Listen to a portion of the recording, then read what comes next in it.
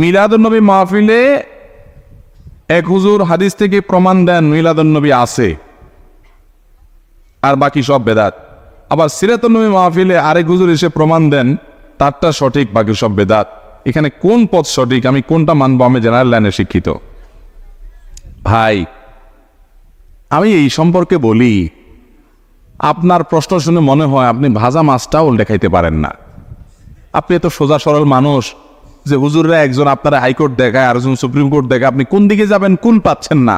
আপনি জেনারেল শিক্ষিত মানুষ, আপনি কোরআন হাদিস সম্পর্কে আপনার ধারণা নাই। হুজুররা আপনারা একজনে একদিক বলে, এই জন্য আপনি এখন দিশেহারা, আপনি বিরক্ত, আপনার মেজাজ গরম, হুজুররা এত রকম কথা বলে কেন?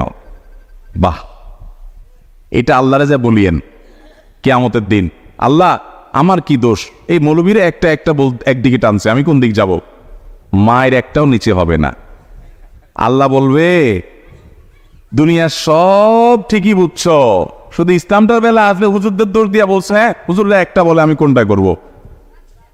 ভাইরা আমার, এক এক হুজুর এক একটা বলবে, এটা স্বাভাবিক, এটা অস্বাভাবিক না। নবী করিম সাল্লাল্লাহু আলাইহি ওয়াসাল্লাম বলে গেছেন, ফাইন্নাহু মান ইয়াইশ মিনকুম বাদি ফাসায়ারা ইখতিলাফান কাসীরা, আমার পরে যারা পৃথিবীতে বেঁচে থাকবা তোমরা দেখবা নানান মত, এক এক হুজুর এক একটা বলে, এরকম অনেক কিছু দেখবা তোমরা। ওই সময় আমরা কি করব? নবীজি বলে গেছেন না জান নাই? তিনি বলে গেছেন ফালাইকুম বিসুন্নতি, তোমরা দেখবা আমি কি করছি, রাসূল সাল্লাল্লাহু আলাইহি ওয়াসাল্লাম কি করছে। কোন হুজুর কি বলে দেখো, হুজুর কোরআন থেকে হাদিস থেকে রেফারেন্স দেয় কিনা, সম্ভব হলে মিলাও, বাংলা অনুবাদ হয়ে গেছে সব, এরপরে তুমি সেই অনুযায়ী আমল করো। যদি আল্লাহ না করুক ভুলও হয় তোমার, তাও আল্লাহ মাফ করে দিবেন, কিন্তু হুজুরের দোষ দিয়ে পার পাওয়া। আমি প্রায় সময় বলার চেষ্টা করি ভাই, একটা এক্সাম্পল দিয়া। আচ্ছা, এই যে আপনারা তেল খান, সয়াবিন তেল, বিভিন্ন ব্র্যান্ডের তেল আছে না? তীর আছে, রূপচান্দা আছে, বসুন্ধরা আছে, ফ্রেশ আছে, হ্যাঁ পুষ্টি আছে, আর অনেকগুলো আছে না? কোনটা খাঁটি বলে? কোনটা বেশি খাঁটি? এটার কোনো উত্তর দেওয়া যাবে? কারণ সব কোম্পানির বোতলের গায়ে লেখা আছে 100% খাঁটি। আজ পর্যন্ত কোনো কোম্পানি পাইছেন যে বলে ভাই আমি 2 নম্বরই কথা বলি না, আমার 99% খাঁটি, 1% ভেজাল আছে? এরকম বলে কেউ? বলার সময় তো চান্দু বলে কি 100% খাঁটি। আপনি তখনও রাগ করে বলছেন যে এই বেলা এরটা খাঁটি, এর বলে এরটা খাঁটি, এই বলে এরটা খাঁটি, এত শুনে এত কথা বলে তো তেলই খাবো না। শেয়ানা পাবলিক, এখানে তো এটা বলেন না। একদিন এটা কিনা খান, আরেকদিন ওইটা কিনা খান, দেখেন পেটে বুটবাট করে কিনা, ফুটফাট করে কিনা, শরীরের সাথে আপনার ম্যাচ করে গেছে, টাকাও মিলে গেছে, কোনোটা ভালো মনে হয়েছে আপনি সেটাই, ঠিক না ভাই? ঠিক। বিবেক খরচ করেন, বুদ্ধি খরচ করেন, বোঝার চেষ্টা করেন। দুনিয়াটা তো ভালোই বুঝেন মাশাআল্লাহ। শুধু আখিরাতের বেলা আসলে, ইসলামের বেলা আসলে শুধু হুজুরদের গায়ের সব দোষ দিয়ে আপনি ফেরেশতা হয়ে যান। আমরা কোন দিক যাব? বাহ, আল্লাহ আপনাকে আকল বিবেক দিছে না দেয় নাই? 7 সমুদ্র 13 নদী পার হইয়া নামটাও লিখতে পারে না, 1 2 3ও চিনে না, এই লোক সৌদি আরব চলে গেছে, আছে না নাই? পয়সার জন্য তো অনেক কিছু করতে পারেন। ইসলাম বোঝার জন্য কয় হুজুরের কাছে গেছেন, কয়টা কিতাব খুলছেন, কয়টা কোরআন খুলছেন, হুজুরের কাছ থেকে দলিল খুঁজছেন, ভালো করে 10 হুজুরের কথা শুনে কোনটা সঠিক মনে হয়, কোনটা নবীজির সাথে মিলে, কোরআনের সাথে মিলে, এটা একটু যাচাই করার চেষ্টা করি, একটু চেক করার চেষ্টা করি, ক্রস চেক করার চেষ্টা করি, কয় জায়গায় গেছেন। আল্লাহর কাছে কোনো জবাবদি করা যাবে? 50 টাকার একটা লাউ, এটা কেনার জন্য টিপতে টিপতে টিপতে লাউর এমন 12টা বাজান বাজাইছেন যে লাউ বেচারা বেচতে বসছে, সে বলে ভাই কিনলে কিনেন, না কিনলে নাই, খবরদার নখ দিবেন না, ঠিক না ভাই? ঠিক। যে 50 টাকার লাউটা কিনবো, এটা যেন ভেজাল না হয়, এই জন্য আমি টিপা দেখি, তাই না? আলু পটল কিনেন, এত চেক করেন।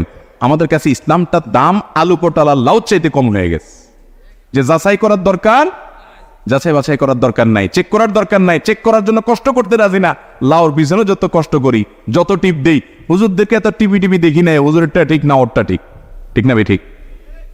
আল্লাহ তাআলা আমাদেরকে বোঝার তৌফিক দান করুন। মানুষ মারা যাওয়ার পর, যে মারা যায় তার আত্মীয় স্বজনদেরকে এলাকাবাসী খানা খাওয়াবে, কারণ তাদের মন খারাপ, প্রিয় মানুষকে হারায়, রান্না করার মানসিকতা নাই, তাদেরকে রান্না করে খানা খাওয়াবে। এটা হলো সুন্নাহ। এটা হলো কি? আর এলাকাবাসী যে মারা গেছে তার ছেলে মেয়ের কাছে, তার পরিবারের লোকদের কাছে 7 দিনা, 3 দিনা, 40 দিনা নাম দিয়া বিভিন্ন রকমের জিয়াফত খাওয়া, এটা হলো বেদাত। এটা হলো কি? বেদাত। বাংলাদেশের সবচেয়ে বড় বেদাত এটা। এর চেয়ে বড় বেদাত বাংলাদেশে নাই। মানে এই বেদাত ঘরে ঘরে, জায়গায় জায়গায়। এই বেদাত মানুষ ইচ্ছাও করে অনিচ্ছাও করে, কারণ না করলে বলে কি ছেলে রেখে গেছে, কারোর একটু হাতও ধোয়াইলো না। এরকম ছোট লোক আছে না নাই? এগুলো না জায়েজ কথা। আরে ভাই, মানুষ খাওয়ায় হলো খুশি হলে। মানুষ খাওয়ায় কখন? বিয়ে করছেন, নতুন বউ ঘরে আসছে, খুশির ছোট অলিমা খাওয়ান। আল্লাহ একটা নতুন বাচ্চা দিছে, এজন্য খুশি হয়ে আকিকা খাওয়ান। ছেলে ভালো রেজাল্ট করছে, খুশি হয়ে মানুষের মিষ্টি খাওয়ান। মানুষ খুশির চুলে সাধারণত একজন আরেকজনকে খাওয়ায়। আমার বাপ মরছে, মা মরছে, প্রিয়জন মরছে, আমি কি খুশি যে আমি আপনাদের খাওয়াবো? এই জন্য আপনারা শক্ত ধরবেন, গো ধরবেন, যে মানুষ বকিল বলে বলুক, কৃপণ বলে বলুক, আমার বাপ মা মারা গেছে, এলাকাবাসী তোমাদের আমি অন্তত খাওয়াইতেছি না। যদি বাপ মার পক্ষ থেকে দান করতে হয় তো গরিবরে 1 বস্তা চাল কিনে দেন, একদিনের বাজার করে দেন, 2টা মাছ কিনে দেন, তাদেরকে 2 কেজি গোশত কিনে দেন, এক বেলার খাবার কিনে দেন, তাদেরকে সহযোগিতা করেন। কিন্তু এলাকাবাসীকে হাত ধোয়া খাওয়াবেন না। মনে হয় যে বিয়ে বাড়ি, সামিয়ানা টামিয়ানা টাঙ্গায় এমনভাবে খাওয়াইতেছে, মনে হয় যে বিয়ের অনুষ্ঠান। ঠিক না ভাই? ঠিক। এটা হিন্দুদের শ্রাদ্ধ থেকে আসছে। একটু পড়ালেখা করেন, ঘাটেন, দেখবেন পাবেন। গুগলে গিয়ে সার্চ দেন, তালিব বেশর অফালা আকার দয়ের পিঠে বড় ধ শ্রাদ্ধ, এটা লেখা গুগলে অনলাইনে এখন সার্চ দেন, দেখবেন পাবেন। কি হিন্দু ধর্ম মতে কোনো মানুষ মারা গেলে ওই মৃত মানুষের তরফ থেকে আত্মীয় স্বজনরা যদি লোকজনকে না খাওয়ায়, তাইলে তারা মনে করে ওই লোক স্বর্গে খাওয়ান পায় না, এজন্য খাওয়ান লাগে। ওই জিনিস তাদের মধ্যে আছে, তাদের ধর্ম তারা পালন করুক, তাদের ব্যাপার। কিন্তু আমরা মুসলমানরা তাদেরটার অনুকরণ করতে পারি না, এটা মূর্খতা। নবী করিম সাল্লাল্লাহু আলাইহি সাল্লাম মারা যাওয়ার পরে সাহাবারা কত কষ্ট পাইছেন বলেন। ওনারা মদিনাতে কয়টা গরু, কয়টা উট জবাই করে মানুষ খাওয়াইছেন, খবর বাইর করে। তারা জাল হাদিস বাইর করেন তো পান কিনা? পাবেন না। ওমর রাদিয়াল্লাহু মারা গেছেন, আবু বকর মারা গেছেন, সাহাবীরা সিনিয়র মারা গেছেন, আম্মা আয়েশা মারা গেছেন, রিদওয়ানুল্লাহি তাআলা আজমাইন। কই সাহাবীরা কেউ জিয়াফত করছেন? দেখান তো দেখি। এটা মুসলমানদের কালচার না, কিন্তু এটা বুঝান যায় না মানুষকে। আল্লাহ তাআলা আমাদেরকে বুঝার তৌফিক দান করুন।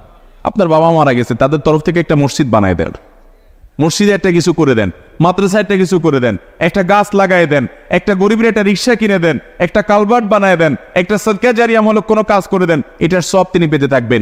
এই অযথা 3 দিন 40 দিন দিন ঠিক করে, ক্ষণ ঠিক করে মানুষদেরকে জিয়াফত খাওয়াবেন, শ্রাদ্ধ অনুষ্ঠান অনুসরণ করে, এতে সব হবে না, বরং কি হবে? গুনাহ হবে। আপনাদের এলাকায় এটা হয়নি? হয় মানেই ঘরে ঘরে হয়। ঠিক না ভাই? ঠিক। কিপটা বলে বলুক, কিন্তু আমি অযথা টাকা নষ্ট করব। মুরব্বীরা বলবে কি দিন বার হয়েছে, হুজুররা কি এর মাসালা বার করে, খানা দানাও বন্ধ করে দিব বলে। হ্যাঁ, ও হুজুররা আরো বেশি করে খাইতে। তো যে হুজুর বেশি বলে বুঝতে হবে ওনার এখানে কি আছে, পাত্তির কামসাম আছে, ব্যবসা বাণিজ্য আছে। আল্লাহ তাআলা হুজুরদেরকে হেদায়েত দান করুন।